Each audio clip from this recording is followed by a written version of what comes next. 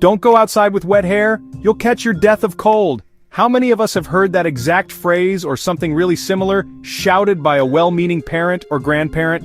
It's practically a universal law of childhood, honestly, right up there with eat your vegetables and don't run with scissors. The scene always plays out the same way. You've just had a shower, you're running late, and you make a dash for the door, only to be stopped by this age-old piece of wisdom. The logic seems simple enough, doesn't it?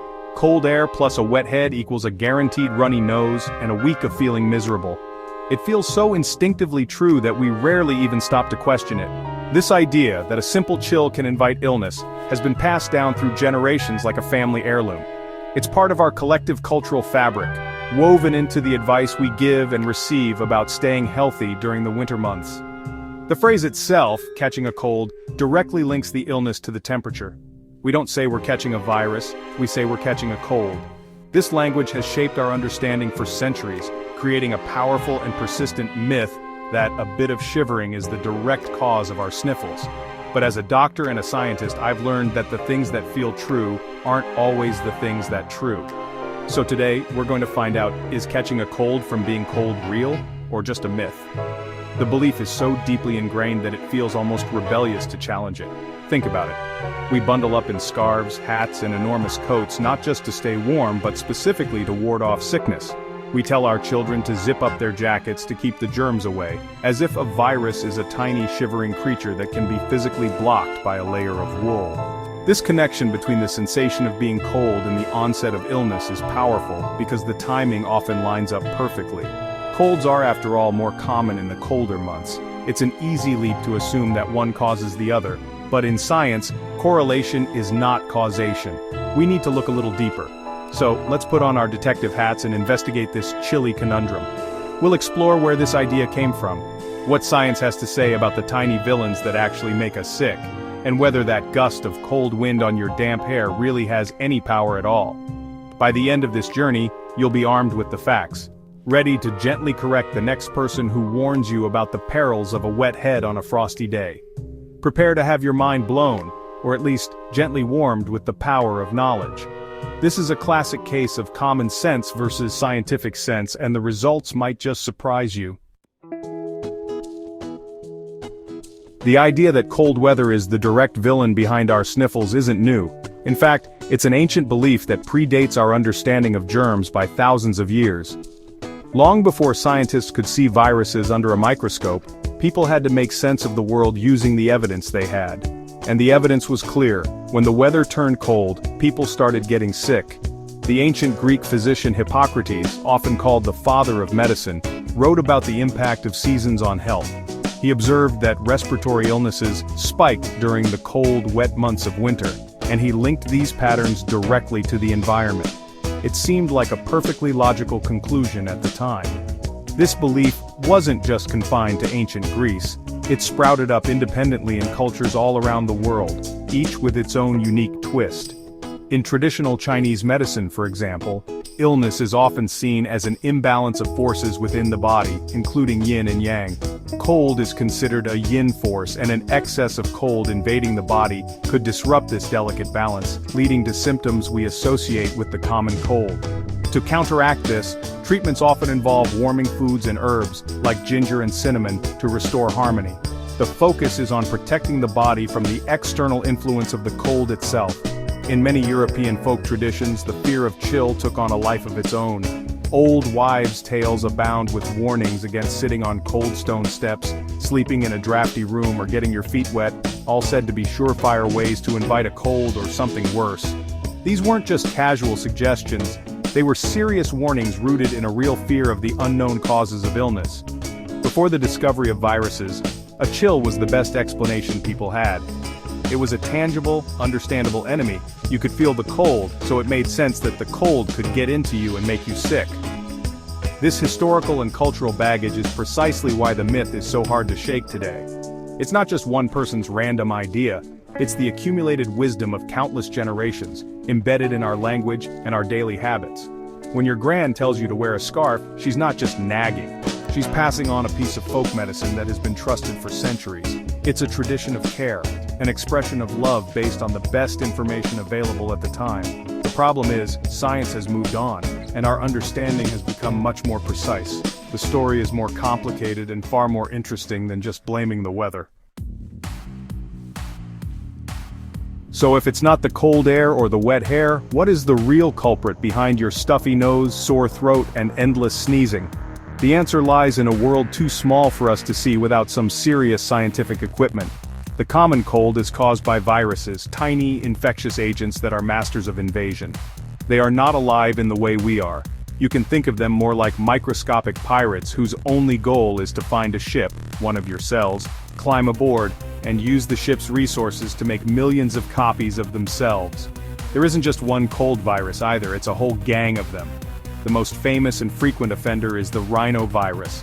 The name literally means nose virus, which is a pretty accurate job description. Rhinoviruses are responsible for at least half of all colds, and they are incredibly good at what they do. They thrive in the slightly cooler temperature found inside our nasal passages, making your nose the perfect home base for their invasion. But the rhinovirus doesn't work alone.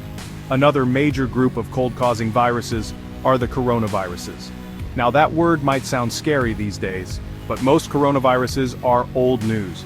Scientists have known about them for decades as a common cause of mild to moderate upper respiratory illnesses, like the common cold. These viruses are incredibly simple in their design, but brilliantly effective.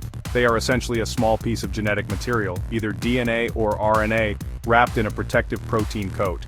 This coat is studded with special proteins that act like keys. When the virus bumps into one of your cells, it uses these keys to try to unlock the cell's surface and get inside. If it succeeds, it hijacks your cell's machinery, turning it into a non-stop virus-making factory. The newly made viruses then burst out of the cell, often destroying it in the process, and go on to infect neighboring cells. This cellular mayhem is what causes your symptoms. Your body's immune system, of course, doesn't just sit back and watch this happen. The sore throat, the mucus, the sneezing, these are all signs that your body is fighting back. A sore throat is caused by inflammation as your immune cells battle the virus in your throat tissues. The endless river of mucus from your nose is your body's attempt to trap the viruses and flush them out. And a sneeze is a powerful, high-speed expulsion designed to blast the invaders out of your system entirely. So, a cold isn't caused by a chill. It's a full-scale war happening inside your nose and throat, and the symptoms are the sound of the battle. Understanding that viruses cause colds is step 1. Step 2 is figuring out how these microscopic invaders get from a sick person to you. Viruses can't fly or walk on their own, they need a transport system. The most common way they travel is through respiratory droplets. When someone who is sick with a cold coughs, sneezes, or even just talks, they spray thousands of tiny, invisible droplets of moisture into the air. Each of these droplets can be packed with virus particles, turning the air around the sick person into a temporary minefield. If you happen to breathe in these droplets, the viruses have found a new home. This is why being in crowded and closed spaces during cold and flu season can be so risky. Think of a busy bus, a packed office, or a classroom full of children. These environments are like international airports for viruses, providing plenty of opportunities for them to catch a flight from one person to another. The air is shared, and if one person is shedding viruses, it's highly likely that others will be exposed. This method of transmission is incredibly efficient, especially for viruses like the rhinovirus that are good at infecting our nasal passages. A single sneeze can launch droplets at speeds of up to 100 miles per hour, traveling several feet in an instant. But it's not just the air you have to worry about. Viruses are also sneaky and can survive on surfaces for hours or in some cases even days. When a sick person touches their runny nose and then touches a doorknob, a keyboard, or a handrail, they leave behind a little viral surprise for the next person. If you touch that same surface and then touch your own face, your eyes, nose, or mouth, you are essentially giving the virus a free first-class ticket directly into your body. This is called contact transmission, and it's a huge reason why colds spread so easily, especially among children who are constantly touching everything and then touching their faces. This is where the cold weather myth starts to connect with reality, but not in the way you might think. When it's cold outside, where do we spend most of our time? Indoors. We huddle together in warm, poorly ventilated spaces, creating the perfect conditions for viruses to spread from person to person. It's not the cold itself making you sick. It's the fact that the cold drives us all inside, where we're breathing each other's air and touching the same surfaces. the increased proximity to other people, who may already be carrying a virus, is the real reason why cold season is, well, cold season. So, we've established that viruses, not temperature, cause colds and that we huddle indoors in winter, helping them spread. But, is that the whole story? Does the cold weather itself play any role at all? Well, recent science suggests that it does, but in a more subtle and interesting way than the old wives' tales would have you believe. The connection isn't about catching a chill, but about how cold, dry air affects both the virus and our body's ability to fight it. It turns out that cold weather can give the virus a helping hand in two important ways. First, let's talk about the virus itself. Many respiratory viruses, including the rhinovirus and influenza virus, are happier in the cold. The protective outer layer of these viruses, called the viral envelope, becomes tougher and more rubbery in colder temperatures. This makes the virus more stable and allows it to survive for longer in the air and on surfaces, increasing its chances of finding a new person to infect. Conversely, in warmer, more humid weather, this protective coat breaks down more quickly, deactivating the virus. So, a cold, dry winter day is like a perfect travel environment for a virus, helping it stay intact during its journey from one person to the next. Second, and perhaps more importantly, is how cold air affects our own bodies, specifically our first line of defense, our noses. Your nasal passages are lined with a layer of mucus and tiny hair-like structures called cilia. This system is designed to trap and clear out invaders like dust, pollen, and yes, viruses.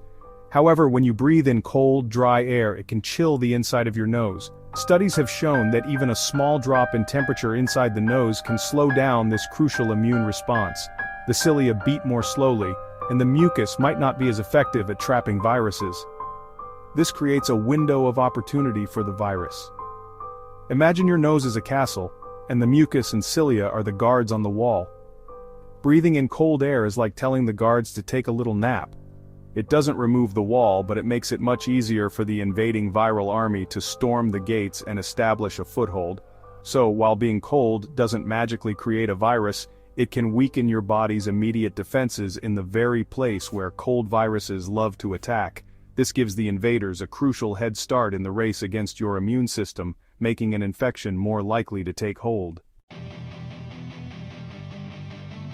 Now that we know the real enemies are viruses and that cold weather can be their sneaky accomplice, what can we do about it? The answer isn't to hide indoors from November to March. The key is to build a strong defense system and practice smart habits to reduce your exposure to those viral invaders. Forget the myths about wet hair. These are the practical, science-backed strategies that will actually help you stay healthy. Your body is already equipped with an amazing immune system, and your job is to give it the support it needs to function at its best.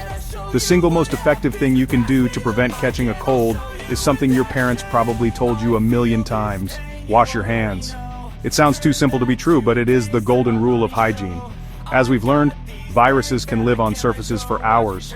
Washing your hands thoroughly with soap and water for at least 20 seconds, that's singing happy birthday twice, physically removes these germs, preventing you from transferring them to your face.